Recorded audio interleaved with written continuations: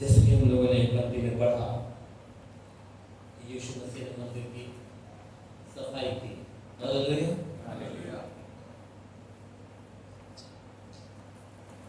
लूका रचित सुसमाचार में आ जाइए। लूका 19 उसका वर्स 45 में पढ़ रहा हूं आपके लिए, 45 और 46। तब वो मंदिर में जाकर बेचने वालों को बाहर निकालने लगा और उनसे कहा, लिखा है, मेरा घर प्रार्थना का घर होगा, परंतु तुमने उसे डाकुओं की खोह बना दी है। इसके पहले कि प्रभु यीशु मसीह यरूशलेम में विजय प्रवेश करते और मंदिर की सफाई करते, उन्होंने कुछ बातें चेलों से कही।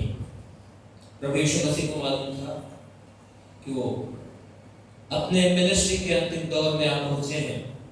अब क्रूसिफिक्शन का समय नजदीक है, वो पकड़वाए जाएंगे और क्रूस पर चढ़ाए जाएंगे। उसके पहले उन्होंने चेलों को कुछ चीजें सिखलाई जो मेरे और आपके लिए भी बहुत जरूरी है।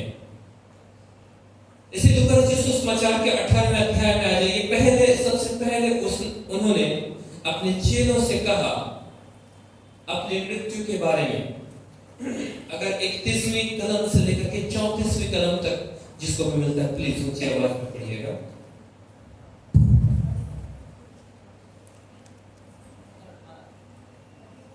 31 से 34 18। फिर उसने 12 को साथ ले जाकर उनसे कहा, जी, देखो हम यरूशलेम को जाते हैं और जितनी बातें मनुष्य के पुत्र के लिए भविष्यवक्ताओं के द्वारा लिखी गई हैं वे सब पूरी होंगी जी। क्योंकि वह अन्य जातियों के हाथ में सौंपा जाएगा और वे उसे ठट्टों में उड़ाएंगे और उसका अपमान करेंगे और उस पर थूकेंगे और उसे कोड़े मारेंगे और घात करेंगे और वह तीसरे दिन जी उठेगा।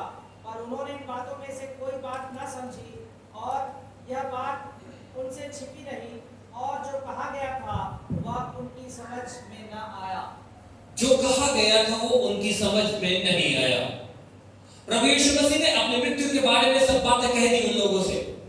सबसे पहली शिक्षा, इसके पहले कि वो यरूशलेम में प्रवेश करते, इसके पहले कि वो पकड़वाए जाते या क्रूसिफिक्शन उनका होता, उसके पहले उन्होंने कुछ शिक्षाएं दी चेलों को। और सबसे पहली बात उन्होंने ये बताई कि अब मेरा समय आ चुका है कि अब मुझे मनुष्य के हाथ में पकड़ा जाएगा और मुझ पर लांछन लगाया जाएगा, मुझ पर आरोप लगाया जाएगा और मुझको पकड़ा जाएगा, क्रूसिफाई किया जाएगा और मैं मरूंगा और उसके बाद तीसरे दिन फिर मुर्दों में से जी उठूंगा। लेकिन कलम यहाँ पर साफ साफ कहता है 34वें कलम में, पर उन्होंने इन बातों में से कोई बात ना समझी और यह बात उनसे छिपी रही और जो कहा गया था वह उनकी समझ में ना आया।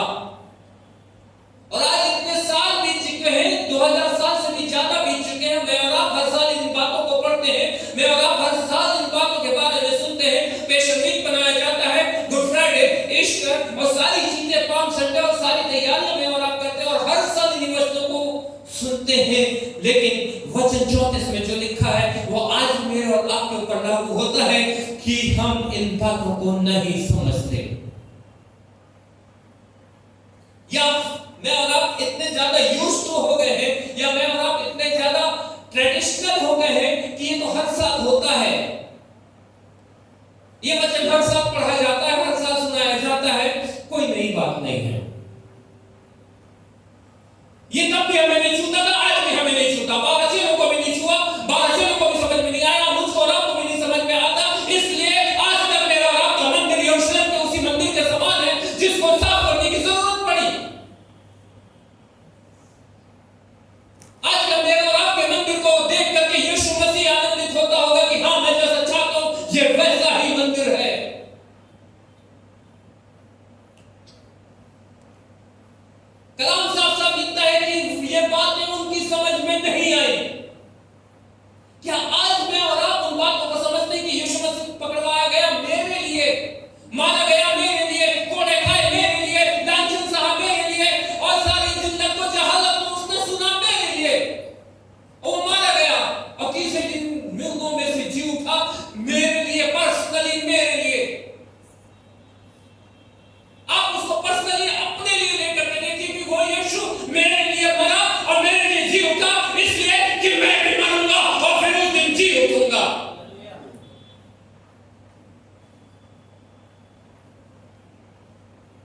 ये मसीह समाज की बात नहीं है, ये हमारे लिए पर्सनल बात है, व्यक्तिगत बात है।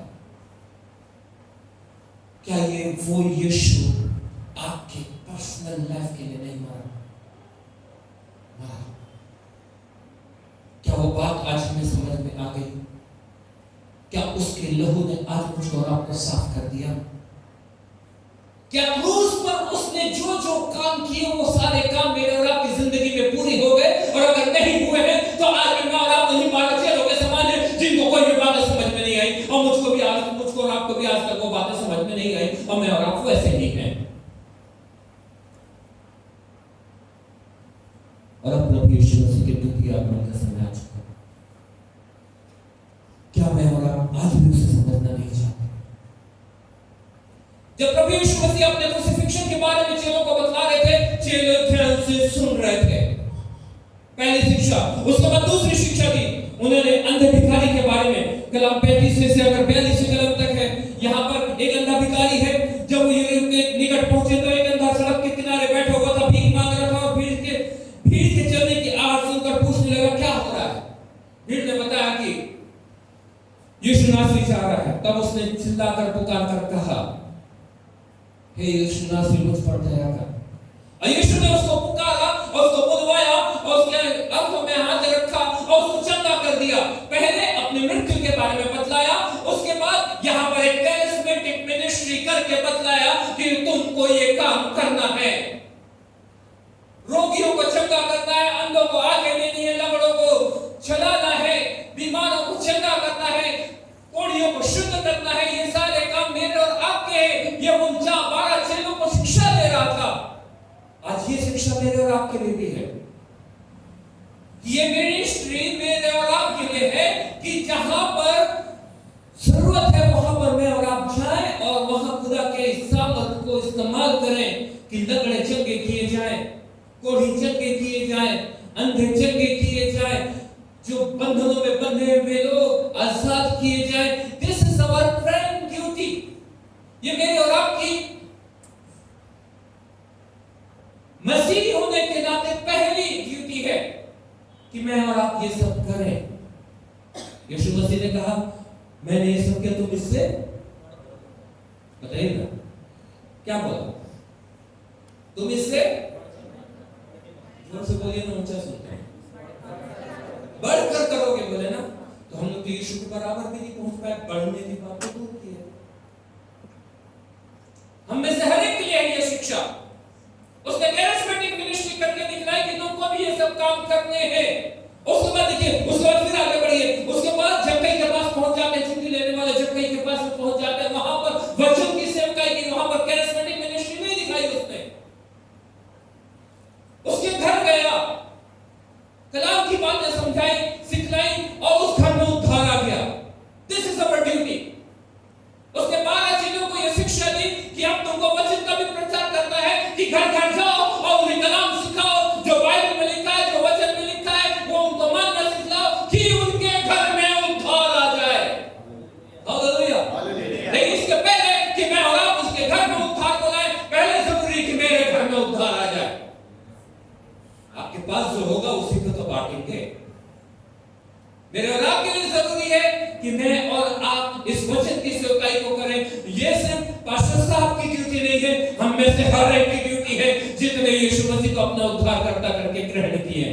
Hallelujah, hallelujah, hallelujah. हम में से हर एक को ये काम करना है।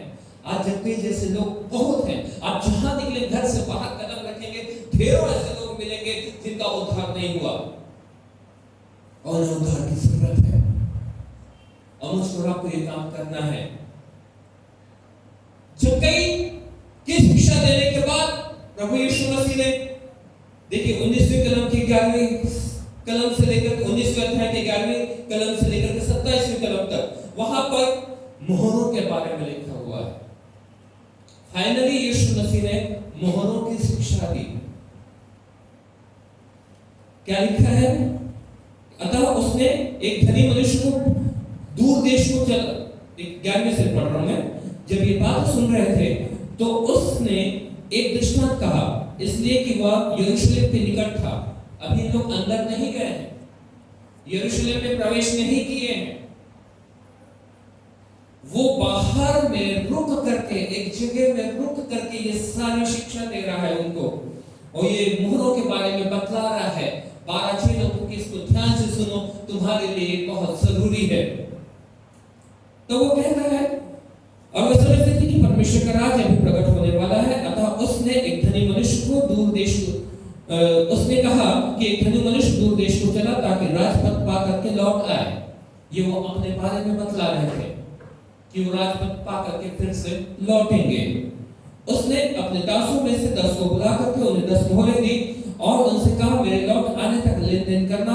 परंतु उसके नगर में रहने वाले उससे बैर करते थे। और ये सारी बातें हैं, यहाँ तक मैं और आप पढ़ेंगे तो सब बातें मैं और आप सब जानते हैं कि कोई नई चीज नहीं है, हर कई बार उससे पढ़ा है। लेकिन यीशु मसीह ने यहाँ पर थोड़ी देर अपने सफर को रोक करके इस शिक्षा को देना महत्वपूर्ण समझा कि मैंने तुम्हें 10 मोहरें दी है, इसका लेन देन करना और इससे व्यापार करना और इससे और कमाना। वापिस आकर के उसने अपने उन सेवकों से मांगा, तो एक ने कहा, स्वामी तूने मुझे 10 मोहरें दी थी, मैंने उससे 10 और कमाई। एक ने और कहा कि मैंने उससे 5 और कमाए। एक ने कहा कि मैं तुझसे डरता था, मैं जानता था कि तू जहां बोता नहीं वहां से तू काटता है, जहां बिखेरता नहीं वहां से तू बटोरता है, इसलिए मैंने तेरे मोहरों को बांध करके रखा था अंगोछे में, और ये तेरे मोहरें तू अपने पास रख। उसका स्वामी उससे नाराज हो गया और उसको अंधेरे में डलवा दिया और वो मोहरें उनको दे दी जिनके पास ज्यादा थी। हालेलुया। वो आएगा। This is very important for us. मैं और आप मसीही होने के नाते सारी चीजें ठीक हैं, सब चीजें मैं और आप करते हैं, लेकिन इन बातों को मैं और आप शायद आज तक नहीं समझते या ना समझ होने का एक्टिंग करते हैं, या मैं और आप ट्रेडिशनल होकर के इसे छोड़ते चले जा रहे हैं। लेकिन वाकई में वो आएगा, ये बातें सच है कि उसका आना भी पक्का है और आएगा तो वो हिसाब लेगा। पहले वो आया था उद्धारकर्ता के रूप में, लेकिन अब आएगा न्यायी के रूप में। उस समय मैं और आप उससे क्षमा नहीं मांग सकते पापों की कि प्रभु मेरे पापों को क्षमा कर दे। वो बोलेगा बेटा अनुग्रह का समय इतने समय तक था, अब वो समाप्त हो चुका है, अब मैं एक न्याय के समान हूँ। मैंने आपको एक एग्जाम्पल बताया था कि एक रेस कोर्स में घोड़ों की रेस हो रही थी और वहां पर बहुत से घोड़े बड़े स्पीड में दौड़ रहे थे। लोग बाइनोकुलर से, दूरबीन से घोड़ों को देख रहे थे और उसमें अपने पैसे लगा रहे थे, वो एंजॉय कर रहे थे।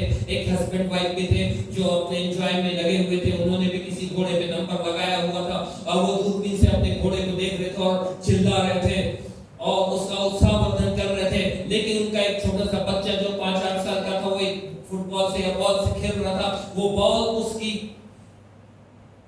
क्रॉस करके, इस फेंसिंग को क्रॉस करके उस ट्रैक में चली गई जिस ट्रैक पे घोड़े बहुत स्पीड से दौड़ते हुए आ रहे थे। इस बच्चे को ना घोड़ों से मतलब था, ना वहां की रेस से मतलब था, ना उसने कोई पैसे लगाए थे। वो तो अपने फुटबॉल में या बॉल में मगन था और वो कूद करके उस पार जाता है कि मैं बॉल को ले लूं। और उसके मम्मी पापा तो बाइनोकुलर में अपने घोड़ों को देख रहे थे, बच्चा दिखा नहीं। लेकिन एक जवान दौड़ता हुआ आया, कूद करके उस बच्चे को पकड़ा और उस पर कूद गया और घोड़े बड़ी स्पीड से चले गए और उस जवान ने उस बच्चे को उन घोड़े के पैर के नीचे आने से और मरने से बचा लिया था। अब वो जवान काफी सालों में बड़ा हुआ और जवान हुआ और वो एक अपराध में पकड़ा गया और उसको जब न्यायालय में लाया गया तो जवान देख करके खुश हो गया कि जज की कुर्सी में वही व्यक्ति बैठा हुआ था जिसने उसको घोड़े के पैर के नीचे आने से बचा लिया था। उसने जोर से चिल्लाया, जज साहब नमस्कार। उसने कहा नमस्कार, आपने मुझे पहचाना मैं कौन हूं?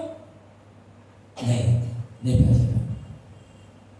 मैं वही लड़का हूं जिसको आपने घोड़े के पैरों के नीचे आकर के मरने से बचा लिया था। ओके, मुझे पूरा विश्वास है कि आज भी आप मुझे बचा लेंगे। बोले नहीं बेटा, उस दिन मैं तेरा बचाने वाला था, लेकिन आज मैं तेरा न्यायी हूं। यीशु मसीह से भी मैं और आप उस दिन अगर चिल्ला करके कहेंगे कि प्रभु यीशु मसीह मैंने गुनाह किए, मैंने पाप किए, तूने मुझे शिक्षा दी थी, सारी चीजें ठीक है, बट मैंने मेरी जिंदगी नहीं बदली थी, आज तू मुझे माफ कर दे, वो भी कहेगा बेटा उस समय मैं तेरा बच्चा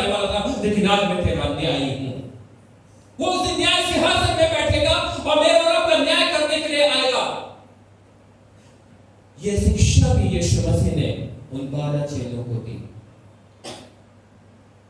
और ये शिक्षा देने के बाद में अगर आप 19वें अध्याय के 28वें कलम में पढ़ते हैं, ये बातें कहकर वो यरूशलेम के ओर उनके आगे आगे चला।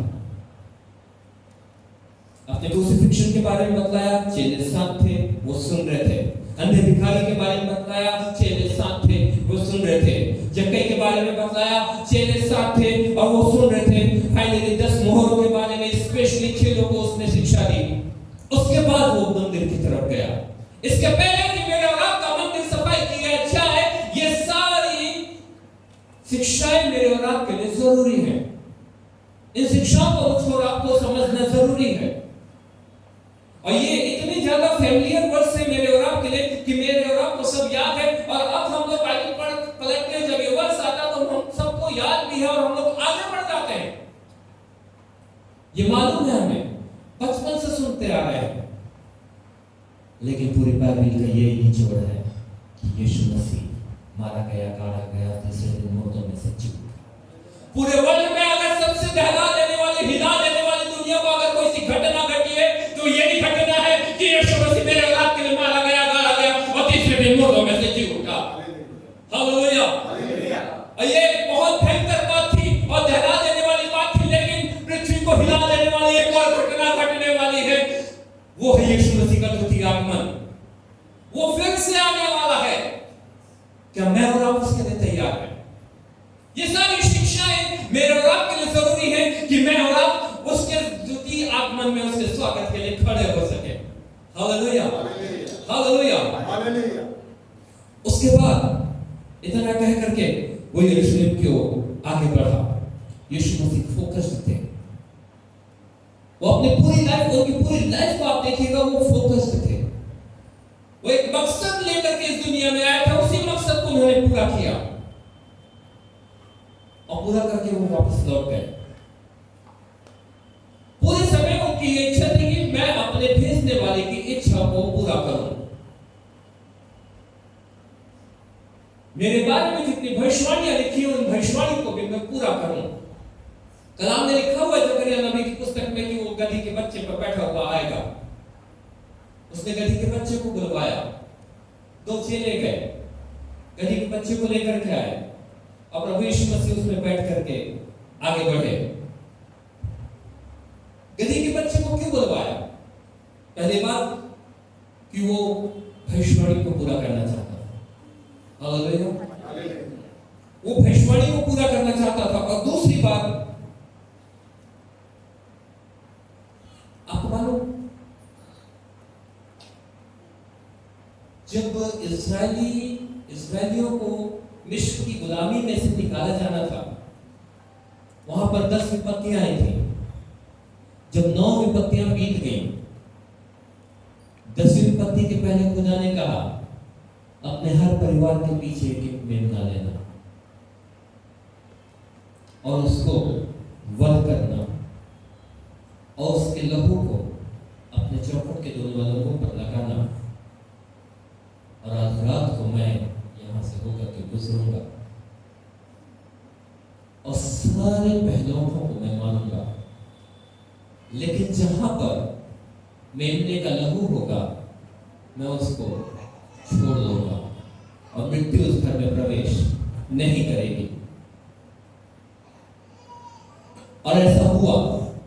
और उसकी याद में इस्राएली फसह का पर्व मनाते थे। फसह मतलब बलिदान का पशु। फसह का पर्व मनाते थे कि उस दिन मेमना बलिदान हुआ।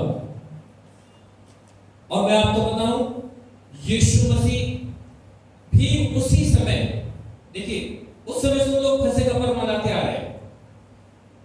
और जब भी फसह का पर्व मनाया जाता है यरूशलेम में, उसके कुछ दिन पहले एक निश्चित दिन था, जिस दिन मेमनों को और उन जानवरों को जिनको सैक्रिफाइस किया जाना, बलिदान किया जाना, उन जानवरों को लेकर के यरूशलेम में बेचने के लिए लाया करते थे। उस दिन को मेमने का दिन कहा जाता था।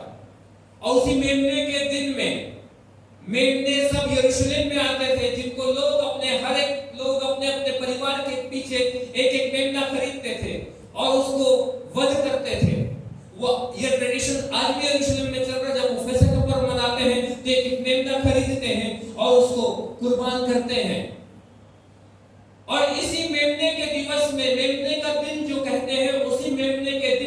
यीशु मसीह भी यरूशलेम में प्रवेश किए।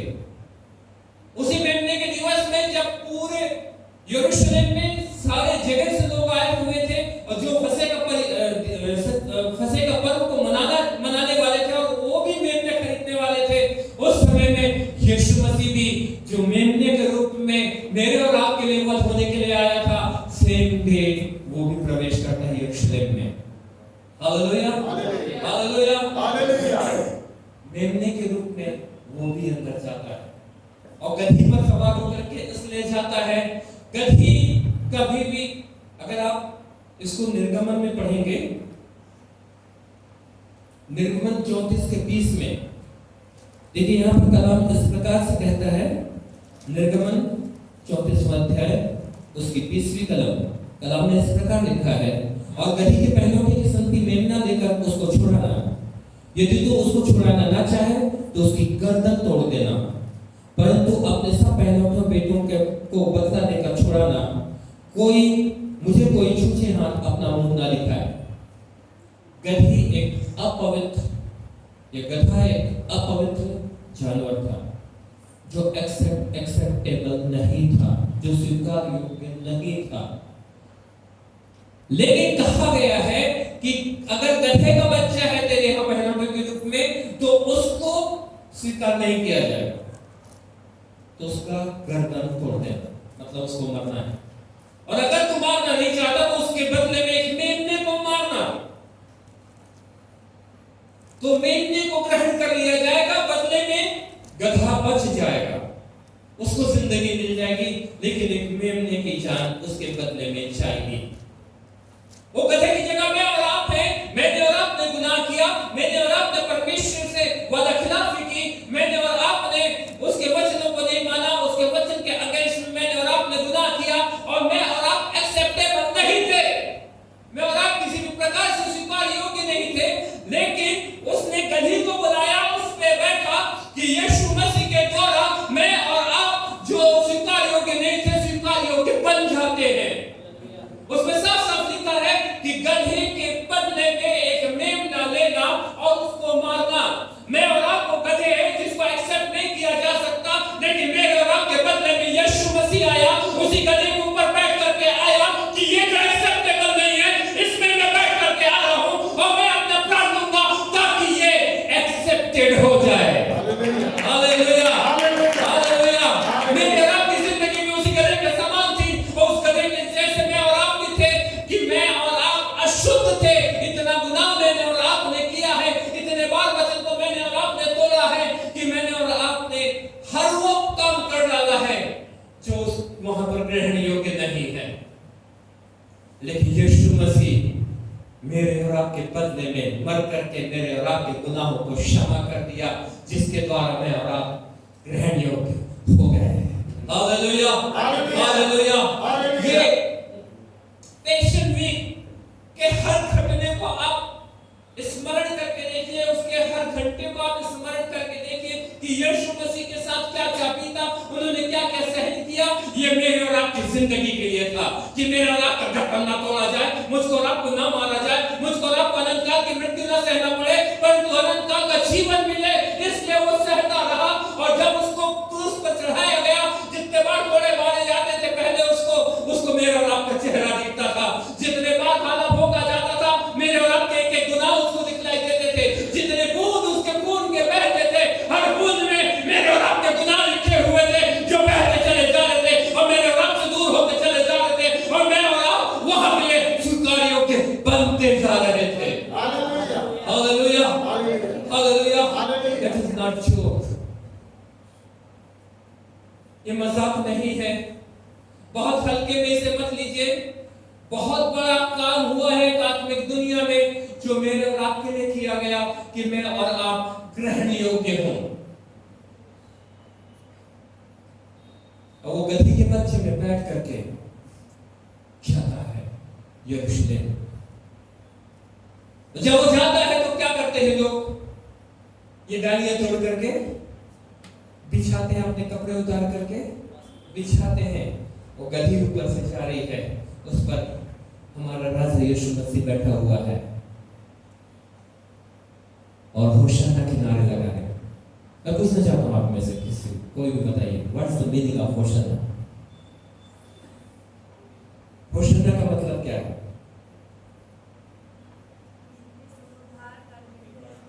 जी यस, कौन बोला? बताइए, ताली बजाइए शिक्षक। This is the right meaning. Hosanna का असली मतलब है याशा। ग्रीक वर्ड में 2 वर्ड है, याशा एंड अन्ना। याशा मतलब हमें बचा, अन्ना का मतलब होता है मैं विनती करता हूं, और उसको याशाना कहते हैं हिब्रू में, और इंग्लिश में उसको होशाना कहते हैं, और उसका पूरा मीनिंग होता है मेरी विनती है कि मुझे बचा, मेरी विनती है कि मुझे बचा ले, मौत से बचा ले। और उसने, यीशु मसीह ने ये सब होने के पहले लाजर को जिंदा किया था। वहां पर मैं एग्जैक्ट फिगर भूल रहा हूं, 5 लाख या 25 लाख की फिगर है शायद, वहां पर यरूशलेम में उस समय उतने लोग उपस्थित थे। उस समय इतना एडवांस जमाना नहीं था, ना उतनी गाड़ियां थी। आप सोचिए उतने लोग एक साथ आए होंगे, तंबुओं में रह रहे होंगे, क्या हालत रही होगी। वहां पर यीशु मसीह ने लाजर को जिंदा कर दिया था, जो 4 दिन का मुर्दा था। तालमुद में लिखा हुआ है कि 3 दिन तक कोई भी व्यक्ति मरता है तो 3 दिन तक उसकी आत्मा वहां मंडराती रहती है, तो उसको कोई भी जिंदा कर सकता है। यीशु मसीह ने इसके पहले जो मुर्दा जिंदा किए वो 3 दिन के अवधि के थे, जिसको उन लोग बहुत बड़ा मिरेकल नहीं समझते थे। यहूदी उसको बहुत बड़ा मिरेकल नहीं समझते थे। इसलिए यीशु मसीह को जब पता चला कि लाजर बीमार है तो वो और रुक गए। उन्होंने और टाइम पास किया कि मैं कुछ लेट से जाऊं ताकि ये 3 दिन वाले बैरियर को आज मैं तोड़ूं और उनको बतला दूं कि मैं सच्चा खुदा का बेटा हूं और दूसरा कोई नहीं। हालेलुया। और समय को पास होने दिए, और उसके बाद जब 3 दिन बीत गया तब वो वहां पर आए, और चौथे दिन वो लाजर की कब्र पर जाकर के आवाज लगाई उन्होंने, अरे लाजर, मैं तुझसे कहता हूं बाहर निकल। और वो लाजर जो 4 दिन का मुर्दा था, जिसके शरीर में कीड़े पड़ चुके थे, मर चुका था, दुर्गंध आ रही थी, वो सारी चीजें रिवर्स हुई। वो मुर्दा लाजर ने यीशु की आवाज को सुन लिया। उस डेड बॉडी ने जिसको कीड़े लग चुके थे, उस डेड बॉडी ने जिसकी सब दांत सड़ चुका था, जिसका सारी चीजें खत्म हो चुकी थी, लेकिन जब यीशु पुकारता है तो ऐसा 4 दिन का मुर्दा भी सुनता है। हालेलुया। उस मुर्दे ने सुना और यीशु ने कहा लाजर बाहर निकला, और वो लाजर उठा, वो चलता हुआ रिवर्स पड़ा, प्रक्रिया वहां पर हुई, कीड़े मर गए, उसका शरीर पूरा स्वस्थ हुआ, और वो फिर से कपड़े में आया, वो कपड़े में लिपटा हुआ था, और वो जिंदा हुआ, और वो बाहर आया। और वो जब बाहर आया तो पूरे यरूशलेम में तहलका मच गया कि ये कौन है जिसने 4 दिन के मुर्दे को जिंदा कर दिया है। हालेलुया। लोगों ने माना कि ये जरूर कोई नबी है, ये जरूर कोई भविष्यवक्ता है, ये जरूर कोई परमेश्वर का बेटा है, इसलिए इसने ये काम को अंजाम दिया है। और वो बातें तहलका के रूप में एकदम वायरल हो गई थी उस जगहों में, और सारे लोगों के अंदर मौत की बातें, कन्वर्सेशन फैलता चला जा रहा था कि यीशु नाम के एक व्यक्ति ने 4 दिन के मुर्दा लाजर को जिंदा कर दिया। यीशु नाम के एक व्यक्ति ने 4 दिन के मुर्दा लाजर को जिंदा कर दिया। ये उसको बता रहा, वो उसको बता रहा, वो उसको बता रहा। 5 लाख या 25 लाख जितने भी लाख लोग वहां पर उपस्थित थे, सारे लोगों के बीच में ये खबर आग की तरह फैल गई कि यीशु मसीह जो परमेश्वर का पुत्र है, जो नबी है, जो भविष्यवक्ता है, जो उद्धार करता है, उसने एक महत्वपूर्ण बड़ा काम किया जो दुनिया में आज तक नहीं हुआ। 4 दिन के मुर्दा लाजर को उसने जिंदा कर दिया। और जब लोगों ने सुना कि वही गरीब में बैठा हुआ चला आता है, तब उन्होंने ये डालियां बिछाई, तब उन्होंने अपने कपड़े डाले कि हमें भी मुर्दे में से जिंदा करने के लिए हमारी सहायता कर। हालेलुया। तब उन्होंने होशाना के नारे लगाए कि हम तुझसे विनती करते हैं कि हमें बचा ले।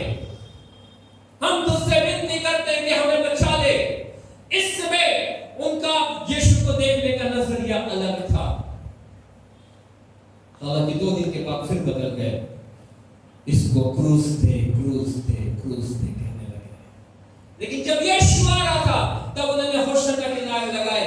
मेरे प्यारे प्रियो, आज ये होशन्ना के नारे लगाने की आवश्यकता मुझको और आपको है कि मेरे और आपके गुनाह क्षमा किए जाएं, मेरे और आपके पाप क्षमा किए जाएं, मेरे और आपके बंधन तोड़े जाएं, मैं और आप आजादी को प्राप्त करें और मैं और आप उन प्रक्रियाओं से होकर के गुजरे, उन शिक्षाओं से होकर के गुजरे, ताकि मैं और आप भी वहां एक्सेप्टेबल हो जाएं, मैं और आप ग्रहण योग्य हो जाएं, क्योंकि वो आने वाला है।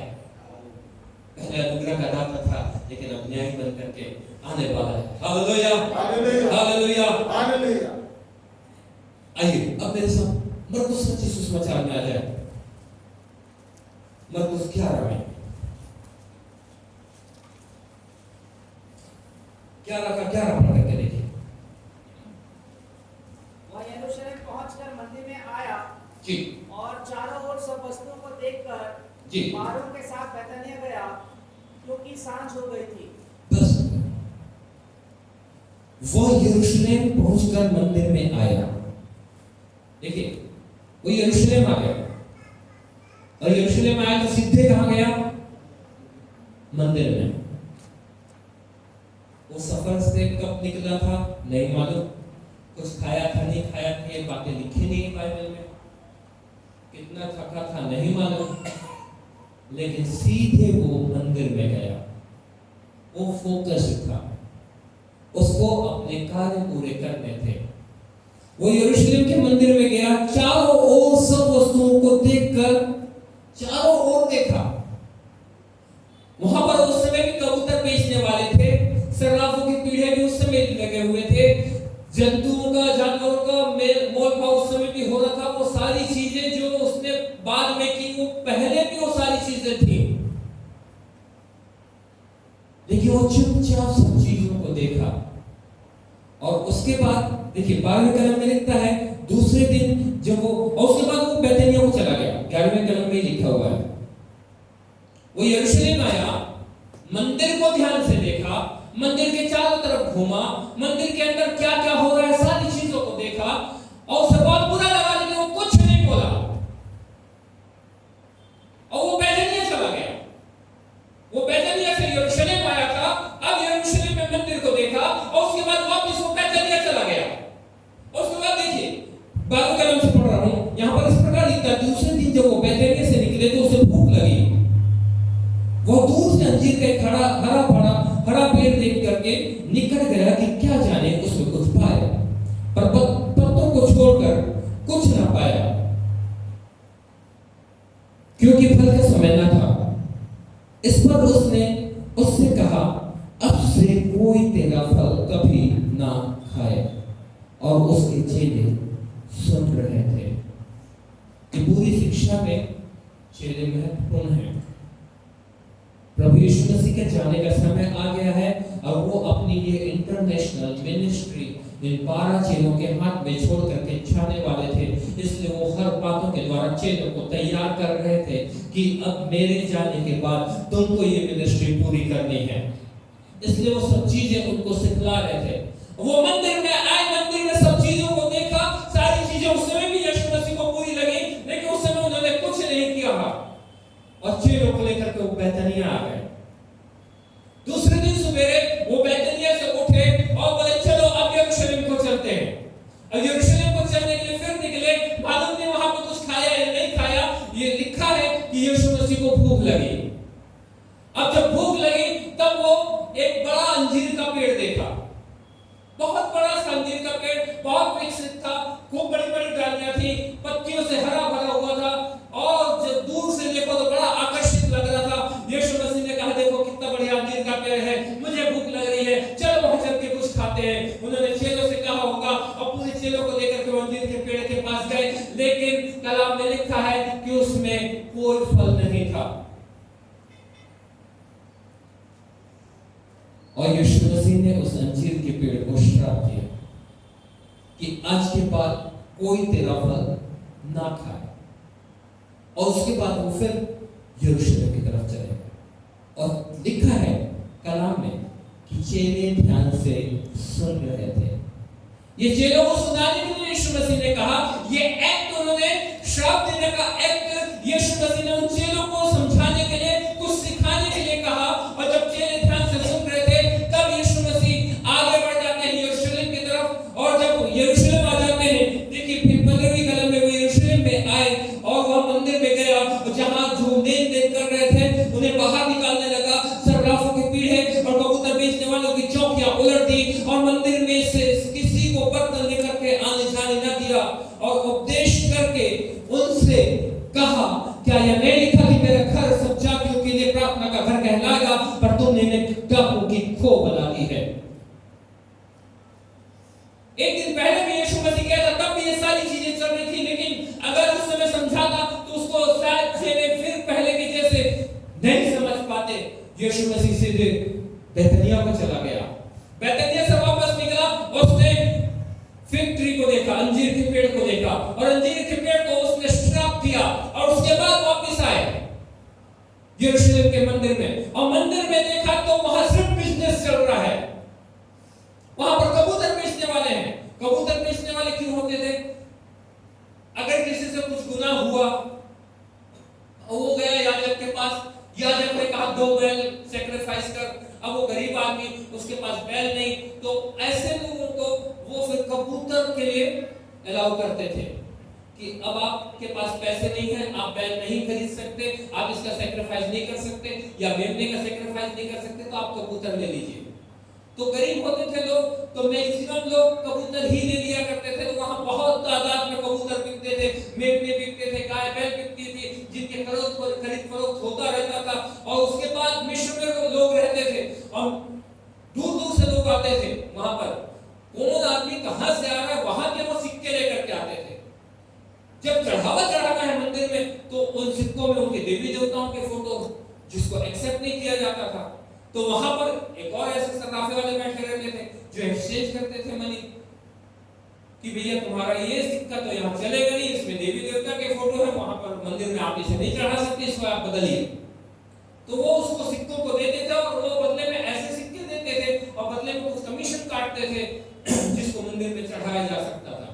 लोग बर्तन लेकर के आते थे, इसलिए कि वहां पर बाजार भी था, बंदरगाह था, लोग अपनी चीजें बेचने के लिए आते थे। कोई अपना तेल बेचने आया, जिसको तेल लेना है तो वो आकर के बर्तन में उससे तेल लेकर के चला जाता था। घी बेचने वाला है तो घी लेकर के बर्तन, तो बर्तन वाले भी ले आना जाना सब करते रहते। तो वहां पर मतलब मंदिर में पूजा अर्चना या आराधना प्रचार के अलावा सारी चीजें हो रही थी, सारा बिजनेस था वहां पर, जो यीशु मसीह देख करके क्रोधित हो गए।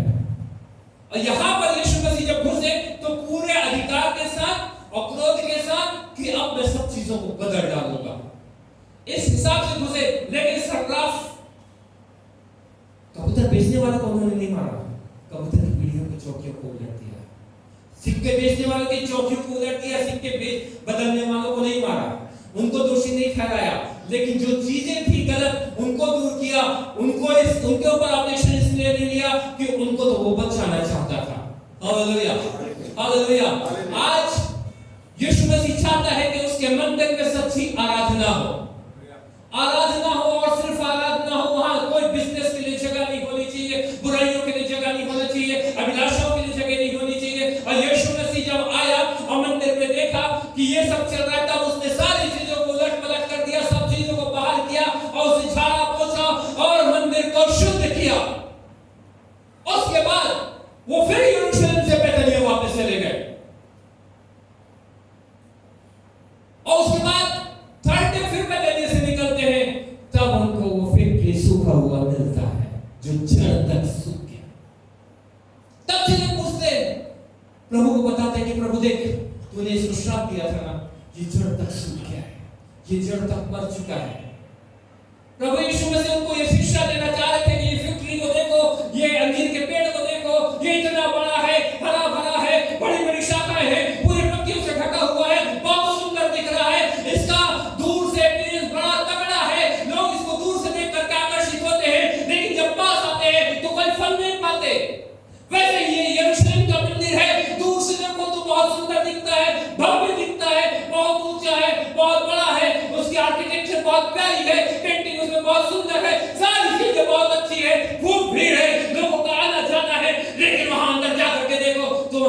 आराधना नहीं है। उस फिग ट्री के द्वारा, उस अंजीर के पेड़ के द्वारा यीशु मसीह समझाना चाह रहे थे कि ये जैसा अपना प्रदर्शन कर रहा है वैसे ही ये मंदिर भी अपना प्रदर्शन कर रहा है। ये जैसा बतलाता है कि मैं बहुत बड़ा हूं, मैं बहुत विशाल हूं, लेकिन उसमें फल नहीं, वैसे ये यरूशलेम का मंदिर भी है, ये भी बहुत बड़ा है, बहुत विशाल है, लेकिन यहां पर भी फल नहीं। और जैसा वो फिग ट्री का हुआ, जैसा वो अंजीर पेड़ का हश्र हुआ, वैसे ही इस मंदिर का भी हश्र होगा जहां पर आराधना है। मेरे प्यारे प्रियो, कलाम कहता है कि मैं और आप उसके मंदिर हैं। Hallelujah, hallelujah. मैं और आप उसके मंदिर हैं, मैं और आप पवित्र आत्मा के मंदिर हैं। और वो प्रभु यीशु मसीह मेरे और आपके भी अंदर आता है तो मेरे और आपकी जिंदगी में क्या पाता है? क्या सराफों के पेड़ है मेरे और आपके अंदर भी लगे हुए हैं? क्या बिजनेस की बातें मेरे और आपके अंदर भी है? मेरे और आपके अंदर क्या सच्ची आराधना उसको दिखलाई देती? मेरे और आपके अंदर क्या सच्चा समर्पण उसको दिखलाई देता? मेरे और आपके अंदर क्या सच्ची मसीहत उसको दिखलाई देती? क्या उसके जैसा स्वभाव मेरे अंदर वो पाता है? और अगर नहीं पाता तो वो साफ करना चाहता है। टुडे इज द डे, ये वो समय है कि यीशु मसीह आया है। अगर मैं और आप आज उसको अलाउ करेंगे तो वो मेरे और आपकी जिंदगी में अंदर आएगा और मेरे और आपके अंदर की सारी गंदगियों को निकालेगा और बाहर करेगा।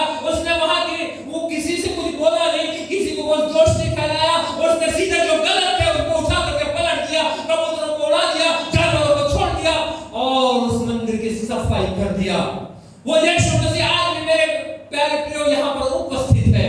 मैं और आप उसका मंदिर है जहां पर वो आराधना चाहता है। मैं और आप उसका मंदिर है जहां पर वो पवित्रता चाहता है। मैं और आप उसका मंदिर है जहां पर वो चाहता है कि यहाँ पर ज्योति हो, अंधकार ना हो, यहाँ आजादी हो, यहाँ बेड़ियां ना हो, यहाँ बंधन ना हो। वो मेरे और आपको उसी मंदिर के समान देखना चाहता है जैसा उसने यरूशलेम में किया, वो आज मेरे और आपके अंदर करना चाहता है। Hallelujah, hallelujah. क्या मैं और आप तैयार हैं? क्या मैं और आप चाहते हैं कि यीशु मेरे अंदर आए और इस मंदिर को साफ करे? आइए अपने स्थान पर खड़े हो जाइए please. This time is very precious and this time is very important. Please close your eyes. जैसे कलाम में लिखा था, यीशु मसीह ने अपने बारे में बतलाया, चेले कुछ नहीं समझ रहे थे। क्या आज मैं और आप इन बातों को कुछ समझ रहे हैं?